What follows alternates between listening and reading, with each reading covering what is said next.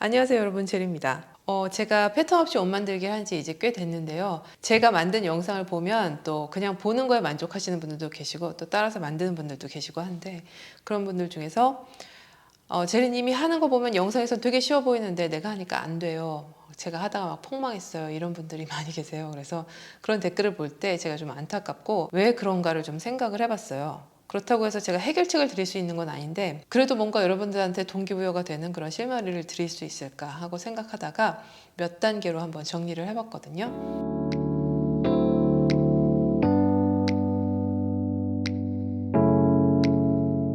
처음에 재봉틀을 할 때 이제 내가 정말 옷을 만들 수 있어? 내가 옷을 만들 수 있어? 막 이런 생각을 하게 될 거예요. 아마 누구나 다 그럴 텐데 저도 그랬고, 내가 만든 옷을 진짜로 입는다고? 막 이런 약간 반신반의하는 생각을 많이 하게 되더라고요. 근데 어떻게 보면 우리가 섣불리 들은 많은 수많은 정보들 있잖아요. 재봉틀을 처음에 하면 뭐 어떻게 해야 된다더라, 뭐 직선받기로 이제 파우치를 만들어야 된다더라, 뭐 파우치 만들 앞치마도 만들면 초기에는 좋다더라, 뭐 이런 이야기들, 그런 이야기들이 어떻게 보면 우리의 도전 정신을 조금 방해하는 것 같기는 해요. 저는 처음에 10년 전에 재봉틀 사고 꺼내서 책상 위에 셋업하고, 그리고 거기에 이렇게 같이 따라오는 직선받기 이렇게 된 샘플 있잖아요. 그거 보고 직선받기 착 해보니까 와, 옷을 만들어야 되겠다 이런 생각이 들더라고요. 처음부터 옷을 만들었어요. 얼토당토 않은 말도 안 되는 정말 실패작을 만들었죠.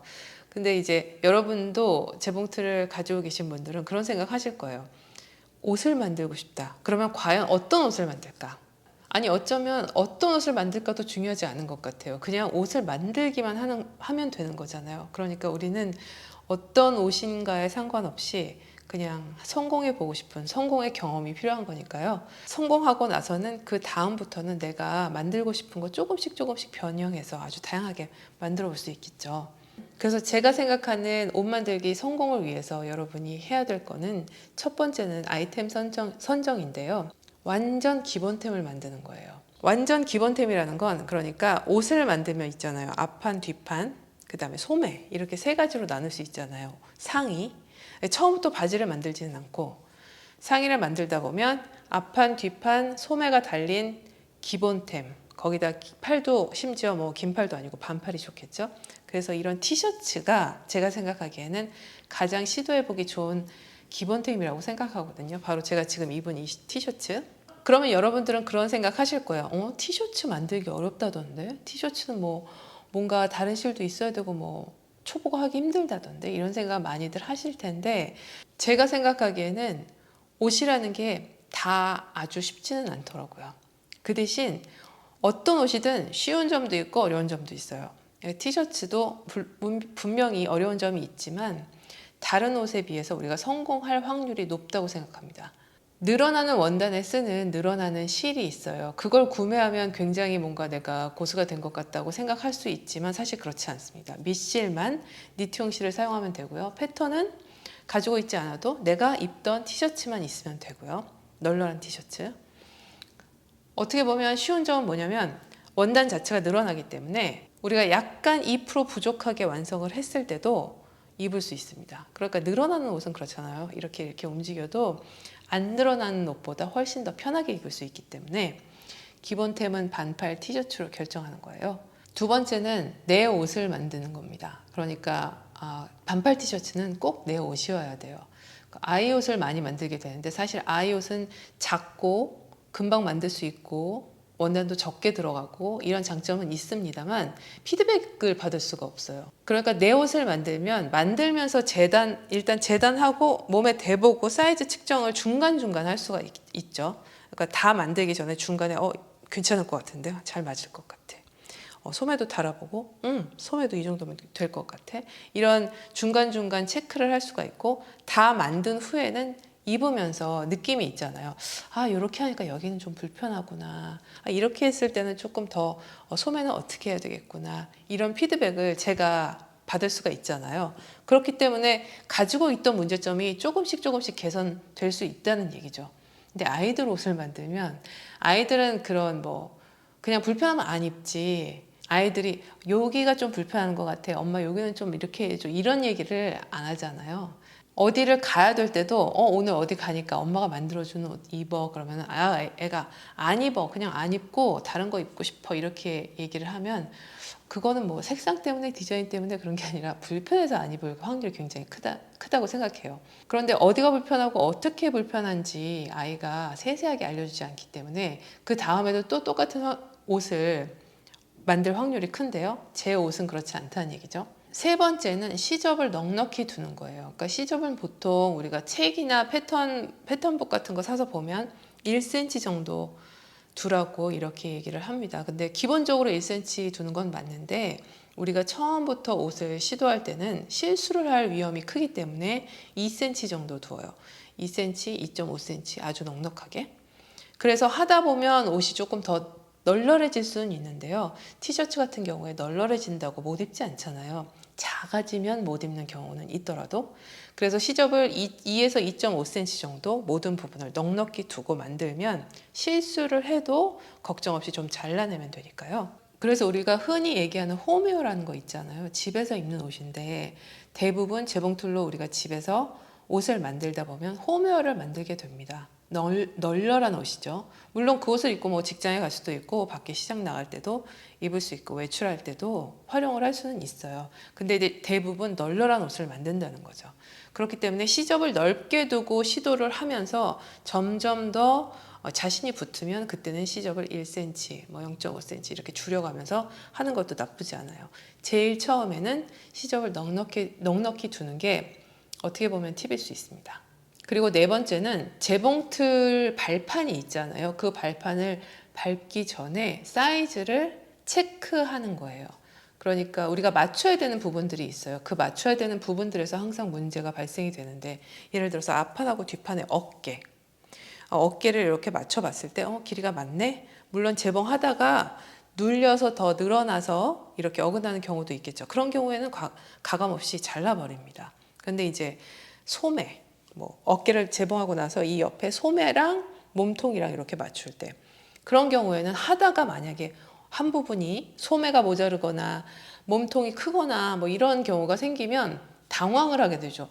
어떡해. 근데 그거 재봉하다가 뜯으려고 하면 특히 면 티셔츠 같은 경우에는 구멍 나기 쉽상이거든요. 그래서 구멍 나고 막 뜯어야 돼. 안 뜯어지는데 막 난리 났어. 막 이러면 안 해. 그럼 그렇지. 내가 이렇게 어려운 걸 어떻게 하겠어 하다 보면 처박아 두고 이제 안 하고 싶은 생각이 들 수 있거든요. 그런 불상사를 없애기 위해서는 반드시 재봉 시작하기 전에 사이즈를 체크하는 거예요. 맞닿는 부분, 어깨, 소매와 몸통 부분, 옆선 이런 부분을 맞춰보고 대충 맞겠는데 하면 그때 재봉틀을 밟아도 늦지 않습니다. 마지막 다섯 번째는요, 대충 하지 않는 거예요. 그러니까 특히 이제 티셔츠를 만들 때 여기 목둘레, 조르개 원단이라고 하는 그러니까 시보리 흔히들 알고 있는 그 부분의 원단을 여기다가 달 때 조금 어려울 수 있어요. 늘리면서 해야 되니까. 그런 부분을 작업할 때는 아주 좀 꼼꼼하게 작업해야만 후회가 없습니다. 근데 저도 예전에 항상 그랬는데요. 하다 보면 뭐 이거 그냥 대충 내가 잡아당기면서 하다 보면 이렇게 끝까지 가겠지 이렇게 생각하고 하다 보면 어디는 주름이 잡히고 어느 부분은 막 모자라서 막 팽팽해지고 이런 불상사가 생겨요. 옷을 딱 봤을 때 누군가가 내 옷을 딱 봤을 때 가장 잘 보이는 부분이기도 하고 이 옷의 포인트가 되는 부분이기도 해요. 그래서 이 부분의 재봉을 굉장히 잘해야 되는데 그거는 어떠한 요령이 있다기보다는 치밀하게 계산하고 꼼꼼하게 작업하는 방법밖에는 없거든요. 사방을 표시해서 부분을 늘려가면서 이렇게 작업을 하면 되는데 처음에 저도 그랬지만 그렇게 계산하고 부분을 나눠서 하는 게 서툴고 어색해서 잘 안 하게 되는 경우가 있어요. 어떤 생각이 드냐면 하다 보면 되지 않을까? 이런 막연한 생각도 들고 그러면 옷을 입을 때마다 옷이 돌아가는 결과가 나오고 겉에서 보기엔 아무렇지 않아도 그것을 입고 어디를 나가면 계속 옷이 막 이렇게 올라오는 것 같은 느낌 때문에 하루 종일 불편할 수도 있거든요. 그래서 완벽하진 않더라도 우리가 성공의 맛을 보기 위해서는 치밀하게 아주 꼼꼼하게 작업하는 게 필요합니다. 근데 그럴 수 있어요. 빨리 완성하고 싶어서 이것만 요 목둘레만 하면은 이제 옷이 완성인데 빨리 해야지. 그런데 내 컨디션이 약간 다운되고 왜 그런 느낌 자기가 알잖아요. 여기서 내가 이렇게 막 억지로 밀고 나가다는 실패할 것 같은데 이런 느낌이 있을 때는 그냥 쉬고 내일이나 일주일 후나 해야 되겠다고 미뤄두는 게 낫죠. 내가 대충 해서 오늘 밤에 꼭 오늘 안에 내가 이걸 완성하고 말 테다라는 생각으로 실패하느니, 그래서 실패의 기억을 한 번 더 늘리느니 좀 작업을 뒤로 나중에 넉넉한 시간대로 밀어놨다가 성공의 기억을 한 번이라도 우리가 가질 수 있는 그런 게 중요하다고 생각합니다. 저도 옷을 만들어서 입은 지 꽤 됐습니다만 여전히 아직도 제가 옷을 만들고 나서 후회하는 부분이 있어요. 아쉬운 부분. 그래서 이 부분은 이렇게 한번 해볼 걸. 다음에는 이렇게 한번 해서 더 편한지 한번 시도해 봐야지. 그런 생각이 들면 뭐 요즘엔 인터넷에 정보들이 굉장히 많으니까요. 거기서 막 서치해서 찾아보고 공부하고 그 다음엔 그 방법으로 한번 시도해보고 그러면 점점 더 뭔가 나의 숙련도가 늘어나고 내 몸에 정말 편안한 그런 옷들로 발전하고 있다는 게 느껴지기 때문에 굉장히 뿌듯하거든요. 내 몸에 딱 맞는 너무 편안한 그런 옷을 한 10년 뒤에 완성할 수 있을까? 글쎄요. 사실 우리가 필요로 하는 건 완벽한 옷이라기보다는 노력하는 시간들, 만들어보는 시간들, 그 흥미로운 생각들을 막 도전해보는 시간들과 노력이 아닐까 생각이 돼요. 그래서 남들이 봤을 때는 아이고 뭘 그렇게 뭐 몇 시간씩 들여가지고 그 옷 하나 만드는데 그러느냐, 사해보면 10,000원이면 사 입는데 이렇게 얘기할 수 있지만 그거랑은 차원이 틀린 거잖아요. 만드는 즐거움을 아는 분들은 그 시간 동안에 내가 들였던 정성과 또 그 결과물에 대한 애착이 두고두고 그 옷을 입을 때마다 저한테 굉장히 소중함을 준다는 걸 알기 때문에, 제가 지금 말씀드린 거는 제 경험으로 미루어 보았을 때 여러분들한테 이런 방법 알려드리고 싶다. 이렇게 하면 조금 쉬울 것 같아. 라고 생각하는 방법들이고 단계인데요. 여러분 각각 개인에 따라서 그 방법은 굉장히 다양해지고 또 달라질 수 있을 거예요. 편한 방법대로 해보시되 댓글에 말씀하셨던 것처럼 폭망해도 돼요.